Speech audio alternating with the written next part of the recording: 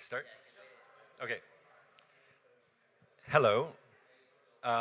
We are going to start now. Okay, hi everyone. So this is a panel with the title Sustainability in the Current Age of Security. So for this panel, it might be actually useful to define real quick what we mean with security. So briefly framing it would be helpful, because in this room alone, I think we have a lot of different approaches to what security is. In the crypto and Ethereum context, security is usually often like protocol security, cryptographic security, what else do we have? Protection from attacks, trustless systems, self-custody, and so on. But today, in this panel though, we want to point to a broader political and societal shift. Many sustainability questions in the last few years got completely reframed through the lens of security. And that's what we want to talk to you about today. And for that, we have a very interesting, diverse panel. As you notice, we don't have a moderator, so we're moderating ourselves in the very decentralized kind of mindset. So maybe we start with a little introduction round. Everybody really quickly says something. Let me just say on the framing. So we also don't have a woman on the panel. And so some of us have signed pledges in the past to not be on panels, and yet here we are. So we're going to talk about how sustainable that is as well. Just before we do introductions, the way we're going to break this talk down, because we want to also hear from you. We're going to ask you a few questions. After we do our introductions, we're going to ask you 3 questions. But we're going to break the talk down into 3 subparts: the past, the present, and the future.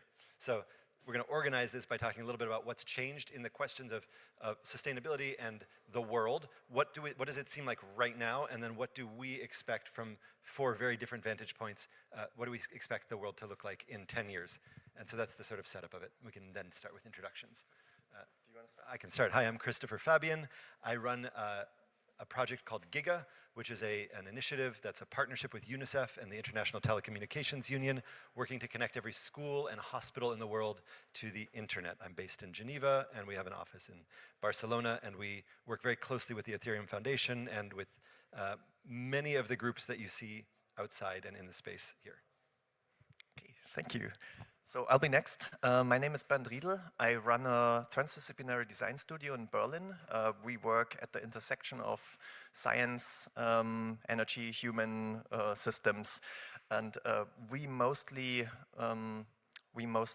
deal with processes of change, of transformation. Mostly in renewable energy, in mobility, in climate communication, and on the side I also teach speculative design, so I do a lot of future work as well at the Berlin School of Design and Communication. Yeah, this works.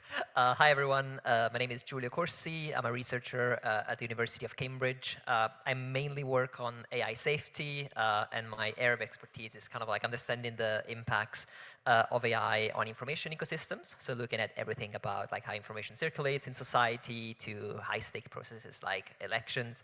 And my research tends to be like quite quantitative and about like monitoring information ecosystems to understand those impacts. Hello, I'm sorry, first of all, because I come from an institution supervisor most of you would like to close, but still I am. I'm sort of an expert of green financing, so that's I guess why I'm here and why it might be interesting to see also point of view from this kind of expert in an institution, even though I'm not speaking in their behalf, not the Bank of Italy, nor the Eurosystem, nor the ECB. So you will be my view and only my view today. Thank you. Cool. So as promised, before we start, we're going to ask you 2 questions, which is like hand-raised questions. One is sort of just for us to gear our conversations. Which sector, which area are you coming from / interested in? I'm going to give 3, and then 4 can be other. But can you just raise your hand if you're kind of mentally here more from developer, engineering, technology world? Okay, 1, 2, 3, 4, 5, 6. Oh, there's the cautious one, 7. They're like, maybe, I don't know, it could be. What are the other 2? Government, kind of government big institutional kind of thing? No, those are scary people. Okay, researchers, policy, academia. 3, okay, and then other. That should be everybody else who didn't raise their. What others are you? What other exists in the world? Somebody should shout something out. Like what's an other? Banking. Okay, that's kind of yeah, that's cool. Banking. Oh, there's a banker there. Other. Marketing. Okay. Do we have energy?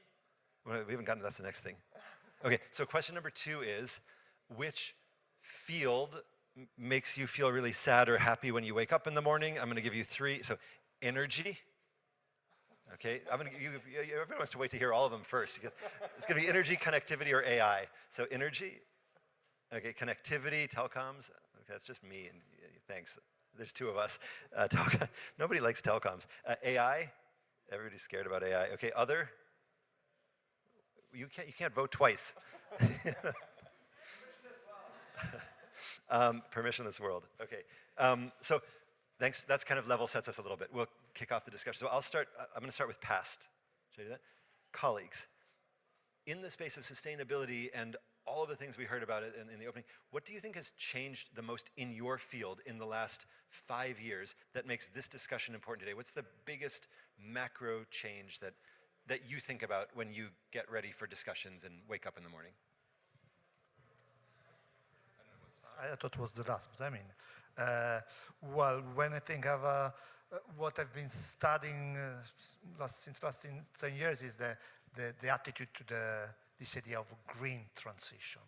We woke up after the Paris Agreement, everybody said, well, it's good to do something for the planet. Everybody enjoyed it to have some green label, to go there and make some even shopping.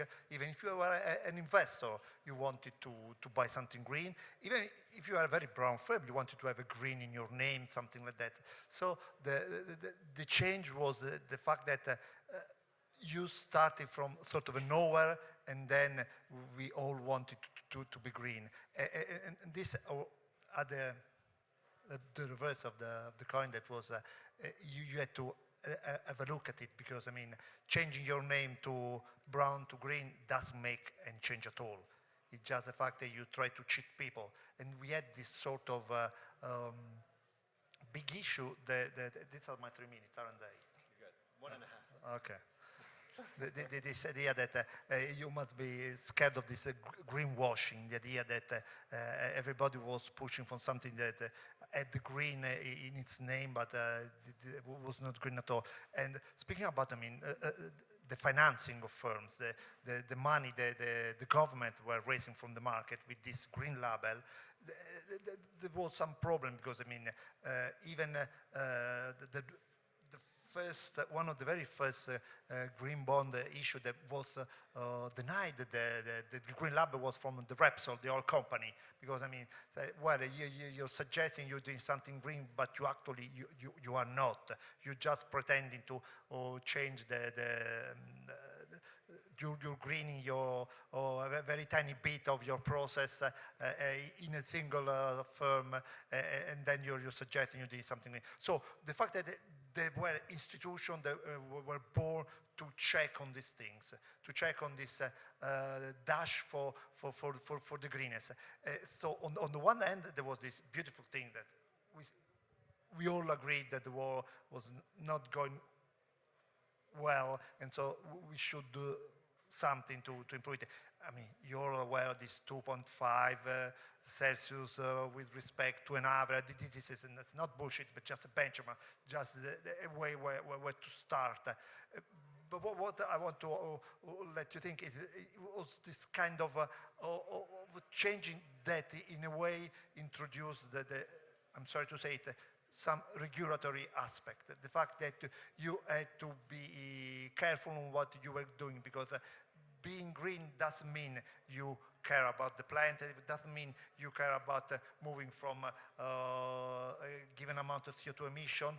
Doesn't mean I'm done. Okay. Okay. So that was the largest change, even in financial market. This change of mood. Thanks, Andrea. Yeah, for me, so what has changed from the past?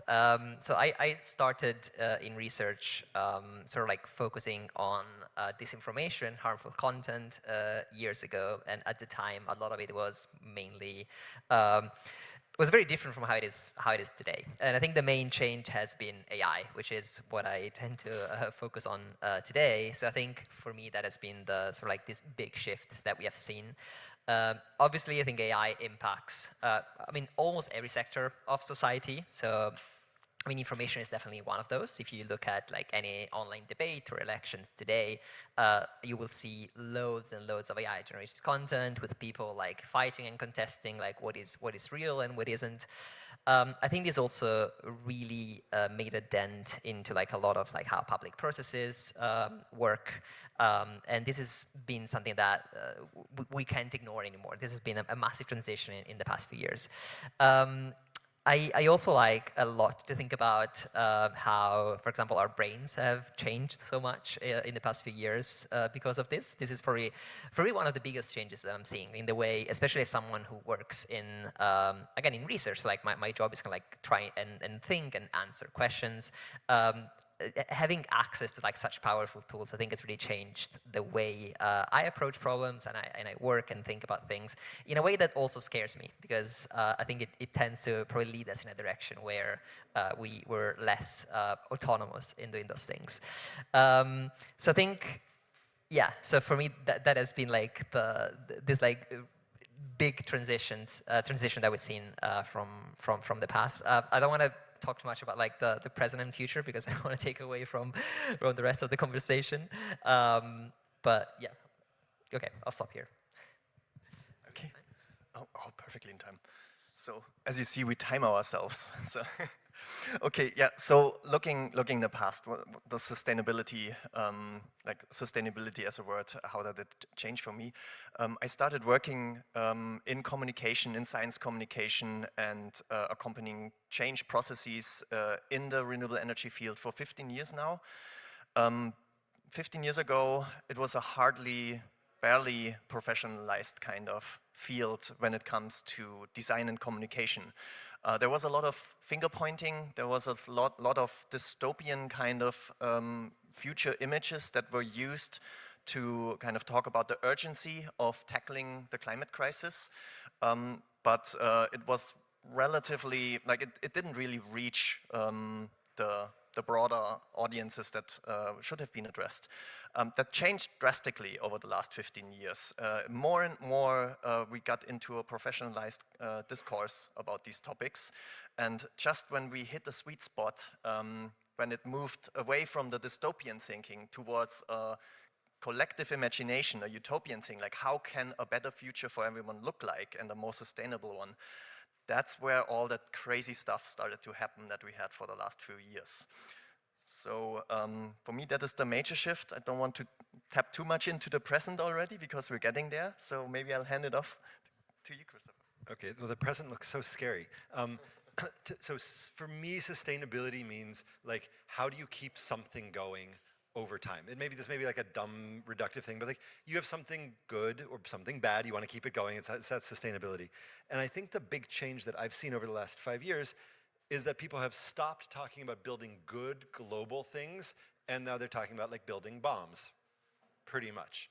And so it's hard to think about sustainability of big, open source is one example of like a big, good global thing that is now, for some reason, crazily under attack as a concept in various places. So to me, sustainability is really important because if we are building things, if we're building things like the Ethereum ecosystem, which I very much believe in, how do we make sure that after our attention goes off of it or somebody else's attention goes off or treasury runs out, that those things continue to move? And I think you need to have some business built into stuff for it to be sustainable. There has to be cash flow and things like that. And if everybody's interest has gone into building to a business of looking inwards, and I'm talking now about governments, if we think about how governments are across the board pretty much with very few exceptions, thinking they've gone from a world which 5 years ago was a very multilateral world where governments would collaborate with each other, or they'd at least say they would, and they would work in through institutions like the UN. And if you look at it right now, like multilateralism is dead. That whole idea, that whole concept of like global collaboration and international order is gone.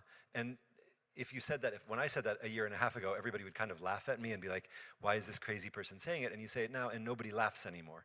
So for me, the big change is that with the end of multilateralism, with the end of a world that was at least giving lip service to building things together that had a longer tail than the immediate, and gone to building bombs for themselves and figuring out how to make weapons in their own space to defend themselves from a scary future, that means that we need different types of coordination mechanisms if we want to continue good things in the world and make good things grow. And so I'm very concerned about what types of coordination mechanisms we move into. I work in internet and telecommunications, which I'm trying to connect every young person to a fair and safe internet. It's really scary right now. The internet is a terrible place to be anyway if you're a young person, or old. Like, internet's just an awful place in general. But how do we coordinate in a world where there are so many different sovereign internets coming and corporate internets that are all building on their own interests, and the open source internet, the thing that I love so much, is shrinking in its thought space. And so for me, sustainability is how do we take the things that we love and give them the space to have fiscal compatibility with the future. And I'm not sure that the institutions we have had in the past are ready for that future. I think that's something for you. You named futures next minute. So present. Let me stand up a bit. Yes. We switch to the present. Donald Trump. I love him. Why? I'll tell you just in a second. As a researcher, as an economist, as a statistician, we all look for a structural break, something that changes the things. So the 5 November 2024, when Donald Trump was elected again, is a beautiful day to start the present, the new world. So what we did at the Bank of Italy, all in the academia, is comparing what was before Trump and what was after he took office, or even he won the electoral campaign. I have this beautiful piece of work. I mean, don't know whether you are aware of this American series. It was Orange is the New Black. Too young. Well, however, I named my work after this series, that is Green is the New Black. Now we moved from this beautiful context in which you have to control people doing green, that is, you are scared of greenwashing, to a new world in which you have to look, you're just scared of doing green thing. This is called greenwashing. You put your green thing under the carpet. You still do it because it's your nature, because it's worth doing, but you pretend you're not doing. You don't name it in your business thing. You want to show a bond, you don't call it green anymore, because it's going to be costly for you. In this very basic analysis I did on this Trump effect, I showed that before Trump, all the green bond, the US green bond, I looked on the US market, they were priced below par. What does it mean? It means that if you want to finance a green project and use the green label, then you get a discount on the market. Your bond is cheaper than other companies. So the investor are giving a price to you because you're doing this, you're financing a green project. Now, after Trump, it's exactly the other way around. If you are going on a market with a green label, you pay more. You say, I want money from you because I have to improve I want to reduce my CO2 emission, I want to move from my set of cars all to electric, then the market is penalizing you, asking you more more return in order to give you money. What's this? What is it's very simple, because if you change at a high level the attitude of the government, of the indication, then even if you're doing good things, the market is penalizing you, because there has been this sort of change in the attitude, and that now everybody is scared of continuing doing what he was doing. I mean, it's not going to what was the name of it, the ACE, that kill you, support you because you are issuing a green bond. But it's the idea of doing something good for the environment that make you look weak. So this unfortunately is the present in the US. It's not the same in the European market, because the European market we still have this label of being green, and who wants to issue a green bond, want to place a green bond, comes to the European market. It's never been the case. Just one number, the US is the worst green market ever. he moved to 1.7% of green bond issuance that is already was the second last to 0.6%, meaning that nobody is issuing any green bond more in the US. Luckily, in the euro area, we are about something like 15 to 20%, and the number doesn't seem to change. So the current status of the things, of the market, is that they're now assessing more carefully whether to issue with a green label or not. Thank you. I hope I was on time. Oh, no, it's perfect. Okay, well, I think, so before I move on to the next stage, I think at some point we mentioned asking you guys if there's any inputs or anything that you want to bring into the discussion before like each phase. So if there's anything that you guys want to say, or yes. Oh, well, I'll be the moderator as well. Yeah, I think the topic of international collaboration is really interesting. When you asked in the beginning what sector we feel belonging to, what I found was missing was grassroots and community, and what's working in international collaboration is people collaborating internationally, in my opinion. That's not through governments, and I think at the end of the day, that's like, if humans respect each other, that's a lot easier than one country respecting another country on a governmental level. So in my opinion, that is where some of that spirit that you said you're seeing going missing is still well and alive. Thank you. Any other inputs from the room? No one? Okay. Should we just like continue and then we'll integrate them? Yeah, so I mean, from my perspective, so I think we're obviously getting into the moment of like rapid AI deployment, as I mentioned. So we're like in the present, we're at a point where AI is everywhere, and that is the case for, again, information ecosystems, so a lot of the content we find online, but also in general in any type of applications, of like real world deployments of things. We're seeing AI everywhere. So this is the stage of rapid growth and deployment. I think like connecting to multilateralism as well, we're also in a very complicated political moment for AI. You've probably seen a lot of conversations on arms race scenarios, or like this race for like who builds AI first, this like securitization as well, where we were pretty rapidly brought into this conversation of AI is a very dangerous technology. Who builds it first has a strategic advantage against everyone else. So we need to build first. And that has very significant implications for regulation, for example. And you see the world really like splitting on this. Like you've seen the European Union having pretty aggressive regulation with the EU AI Act. And we've seen the US basically saying we don't need any regulation because this is a strategic technology. So whoever develops it first has an advantage. So I think from again, linking to like multilateralism and securitization, this is something like AI is going through a securitization like very heavily. We've seen like all major AI companies having moratoria in the past for like military use, for example, and that was the case for Anthropic, for DeepMind, or for OpenAI. And that's also something that is basically gone. So this day we see AI companies integrated into military and this like growing securitization. So I think for me that's probably like the most interesting part about the present.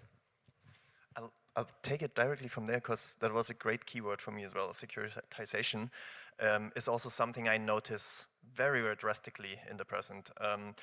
So a lot of like renewable energy development work happens through consortia, through public funding kind of research projects. Just 2 years ago, it started and it picked up massively in pace that everything has to be now reframed as a security issue. So we're not talking about decentralized energy systems anymore because they will be more sustainable, more green, better for the environment, better for the people. We're talking exclusively, how does this protect us? How does it serve our security, our defense kind of strategy? Now, I personally think it's a double-edged sword. You can use it to add urgency. Decision makers, policy makers seem to much more be willing to act and to commit as soon as the word defense is dropped. And of course, you have like resilience, like preparing society for security. feeds into the same, like the same mechanisms feed that kind of purpose as you have in sustainability. So you can have a double use kind of. But while it adds urgency and more of an incentive to act, it also cuts away a lot of the really amazing benefits that is also really reflected here in the Ethereum community.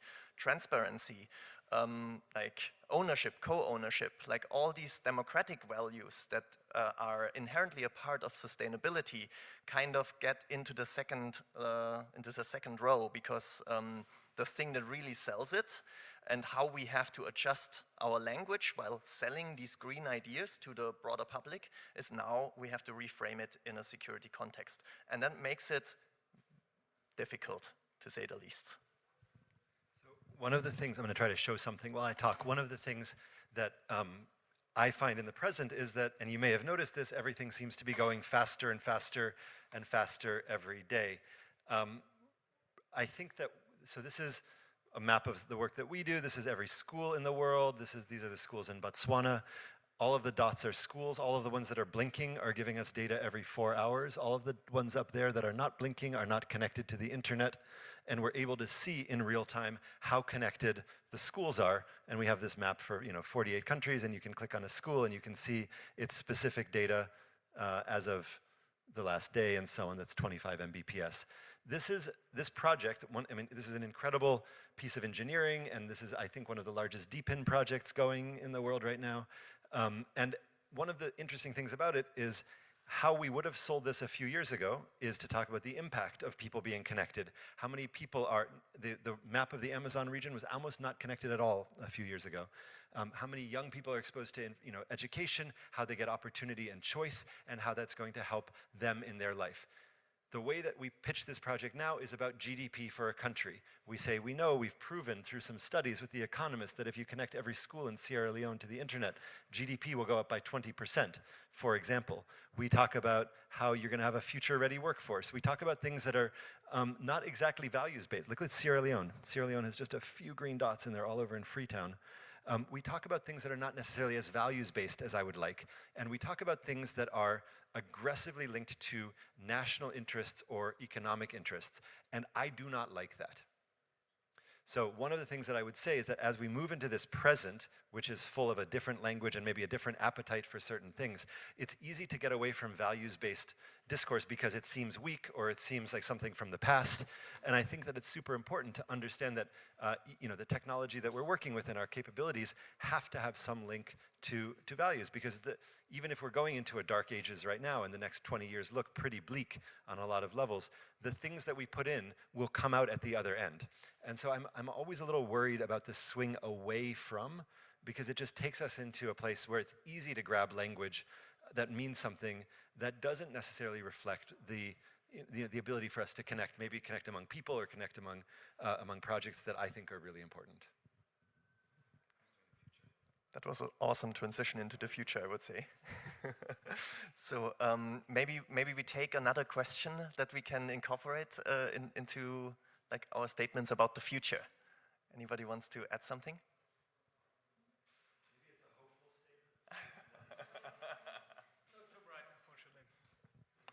So I want to ask you your opinion, because coming, for my opinion, AI crisis, because like green power, very good, but we all use artificial intelligence, it's use resources, CPU, GPU, power, and things like this. And all these products need time, energy, and money. And now what I see, like I'm working in security, face it a lot, but any company just fit as maximum AI in their product, even if it's not necessary. It's very unhealthy, unhelping, it's also part, but it's forced a market, right, for more product, because their market want it. Market want more servers, more VPS, more AI power, but their resource, what they have 5 years back, right, they have a lot of it, but now they want much more than company can product, and it's rise prices up to skies. And I think in next year and a half will be AI crisis, as physical right? Like materials, same as economical because it's much overpriced than this game. Like I think what you think about it, maybe I have some very grim point of view. So like I'm curious of your opinion from professional side. Thank you. Okay, do you want to jump in with? Yeah, should we follow the order? Let's do a future Yep. order. Should we same order? So not the best to answer your question, but I'll run a test. Okay, suppose you have to lend money to a firm today. Future, 100 years from now, who would you lend your money? To a firm working on artificial intelligence, defense, or transition economy? Come on. Transition economy? Transition? Defense, I love you. Defense. Transition. Who's going to be in 100 years? The transition, the war of the IA? AI. You already... you? Don't know? You won't let your money to anybody? Transition? Transition, last one? Okay, never mind. So, 2 months ago, Anthropic issued a 100-year bond. Anthropic. So this is a bold statement. They want to be there in 100 years. They think they will do all the good with. They're so power hungry, but they're also money hungry. They're asking money. This bond is a very, very rare. There have been 10 in the history. One from IBM, the other one from Coca-Cola, and the other 8, they failed. They didn't reach, not even 10 years after they issued this bond. So artificial intelligence is the hot topic of the moment. It's going to be in the future. It's going to deplete resources in many, many, many fields. Money, because they have to finance those huge data centers. Power, because they're running, they're so power hungry. Water, they need tons of water to refrigerate all the system and making it working. So the idea that in 100 years we're going to have firm transitioning, we're going to have, I bet many firms dealing with war will still be there because we're human, but the only one that who dared to issue a bond in 100 years is Anthropic for artificial intelligence. That's it. That's the future. Is that fully allocated? Yes, of course. Because 2 months ago in British Fund, something overbid 25 times, if I don't get wrong. Yeah, but on the one hand, like you can't really like overstate Anthropic's capability to sell things. So they're pretty good at it. Yeah, I mean, like also going to your question, I think I agree that in a way AI is ending up in this cycle like very similar to greenwashing, where everything like has to be AI, even when it isn't. Like I've seen so many products recently that a few years ago would not be called AI. It would be basically like traditional machine learning, and now like everything is about like AI and selling everything as AI. So there's that side of things, and then there's also the real AI side of things, which is incredibly compute hungry, incredibly resource intensive. So the more we actually integrate real generative AI into workflows and into society, it becomes challenging for societies to actually respond to that demand. And energy will definitely be one of the big discriminants here, because a lot of countries will not have the energy to run AI at scale, even for inference. Like even though the majority of compute costs come at training, so like they're not the regular type of energy use, but even at inference, we do have a lot of compute that we need.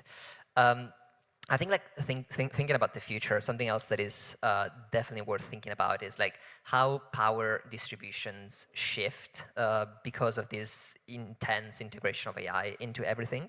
GPU is definitely one of those resources. Like GPUs are basically dominated by, at least for AI, a single company which is very close to the US and the West, and getting GPUs from that company is not easy for everyone, which means that you create this world where some countries cannot get GPUs either because of embargoes or just like political reasons, while others do. So you're also creating this kind of inequality where you have people who can have AI and others who cannot have AI. And I think it really mirrors the connectivity distribution in a way where you have some people that will have access to like really powerful tools and really powerful like cheap intelligence to use, and others will not. So that could impact in the future like also education and general like growth of countries. Do I still have any time?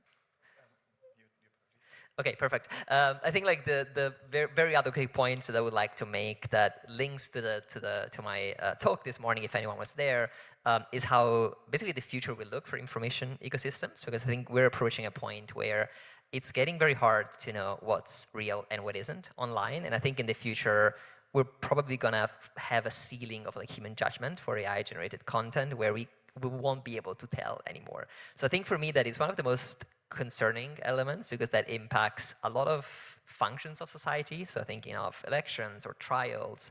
So all of those things rely on reliable evidence and the fact that we can establish what's true and what isn't.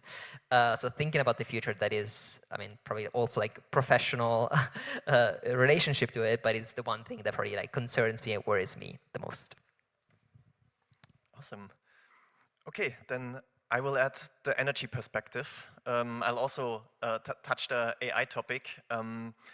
So what do you think is the biggest challenge in the energy transition at the moment, considering the energy networks? Well, yes, but it also gets even more. Like the major challenge, especially the distribution net providers, so the people who transport the electricity from where it's produced to where it's used, they are terrified by the upcoming like energy consumption or energy need that all the data centers that now will be built and are planned everywhere, like they're terrified of it because the infrastructure is just not there. First of all, the capacity to produce that much energy is the one question, but to transport it where it's needed is the next. So most regions are actually not capable of doing that now. So completely new sets of infrastructure have to be built. Now, the second biggest issue, of course, regarding the crises we have at the moment is the gas crisis. So heating is a huge topic as well for the exact same players, because the same distribution net providers usually also take care of the gas net. And funny enough, pointing in that's my take now on what's a nice future outlook is we will be, sure, we are in the age of security, but we will also be entering an age of collective imagination, because coming up with fantastic new ideas how to not only mitigate those challenges in the energy sector, but also come up with solutions that kind of are really clever, really smart, that's something that needs a lot of imagination. One of my favorite points right there is if you combine those two challenges, data centers and heating, there's amazing concepts out there. It's called something like sector coupling. Once you couple one sector of energy with another one, which means electricity with heating, data centers with heating, all the excess heat, like a big data center, can basically heat a small town, like up to 200,000 people. So if you use really smart systems and add renewable energy into it, and if you can somehow straighten out the kinks and that energy production has now, I firmly believe, even with the high energy demand, there is ways how to tackle this in a sustainable way. We just have to use our collective imagination and come up with some really clever ideas. The technology is there, and a huge part of that is exactly the topic why we're here at this event. Cool. So it's interesting to hear like finance, AI, energy. I'll end on telecommunications. And I'll say two things about 5. So I believe that there are kind of 5 internets that are emerging, but maybe I'll come back to that in a minute. The first thing about 5 is there are only 5 countries that can lay the subsea cable that connects everybody. So the US can lay it, China can lay it, Japan, Russia, France, because France nationalized Alcatel, the phone company, and it's because these ships, the ships to lay cable are really big ships, and they're very expensive. There are 5 countries in the world that are laying subsea cable. They're booked even further out than TSMC is making chips. You cannot get anybody to lay new internet cable under the ocean for the next 8 to 10 years. The only people who have those contracts right now are military. Governments are laying cable because the stuff that connects the internet is all being militarized. Okay. The creepy thing I'll have to add to that is who just bought 2 subsea cable ships? KKR, a big equity investment firm, has 2 cable laying ships docked off of Indonesia right now. Why do they have those? Either it's because somebody's going to lay a lot of cable soon or repair a lot of cable, because this stuff that all of us take for granted to get our, whatever, food delivered faster is also part of the fundamental infrastructure that manages the world. Interestingly, the types of cables that can be built over the next few years are going to look different to the previous cables in 2 major ways. One is that for AI, for agentic stuff to move on the cable, you don't need quite the same construction of cable. The latencies requirements are different. There's some technical differences on how you can build the cable core. But second, if cable is a militarized extension of a national government, you also put weapons on it. So the cables that are being laid have sensors and drones on them now, which is pretty scary if you think about it. Not only we'll put data centers under the ocean and boil all the fish, but there are also going to be little things that explode under there too if you get too close to somebody else's cable. That really worries me because it means that it's the beginning of the fragmentation of the internet. I mean, it's already happened, but it's the beginning of the physical fragmentation of something that was always designed to be a sort of single system with TCP/IP running as a coordination layer. If we have this more convoluted distribution network for information, it means we're going to need different types of mechanisms for coordinating. And so where I see the next 10 years going is in a rethink of how you coordinate the movement of information and movement of money, movement of assets across the digital space. It happens that Ethereum has been building exactly towards that goal for many years. I don't think we know exactly how good the asset that we've been building is right now or how important it will be, and we're starting to get a hint of it because everybody's like, ooh, AI has finally given us a use case. Ooh, the agents are all going to need their own wallets. Ooh, okay, so cool. Maybe AI is finally the first real use case of crypto. That would be nice, finally. But the fact is we do need better coordination layers, and we need a way to talk across multiple different heterogeneous systems and have hyper-converged capacity at certain points on that network. So where I think things are going over the next 10 years is that it will be a very difficult time to be alive for many reasons, but the tooling that's being built will be able to be repurposed in various ways. And so I'm quite hopeful that if we have a values-based technology proposition that is about connectivity, is about openness, alignment, and transparency, that thing can actually propagate even in a world where the network layer is changing enough that the networks themselves may be antagonistic to some of the things we hold very valuable. And I also would just say in terms of the AI changing, like a lot of people I know are focusing on cognitive security now, on being able to understand like whether or not the world they're living in is true. I've started printing a lot of stuff out that I wasn't printing out before. I know how much AI is changing the surface of engagement that I have with the world, and if the smartest tech people I know are also printing all of their stuff out and putting it in boxes, I don't know. I don't like my iPhotos reel very much anymore, and I think I don't trust anything. Yeah, that's it. Should we open up? We have 5 more minutes. Do you have any thoughts, statements, questions that you want to discuss? What's your vision of the future? Okay, I think we're all exhausted by the future, by the present, by the past. So thank you very much. For me, this was very amazing to have a panel that diverse, like as you said, finance, AI, energy, and telecommunications. A very nice powder keg of different perspectives. I learned a lot, so thank you very much, and thank you all for listening. That's it for today, folks.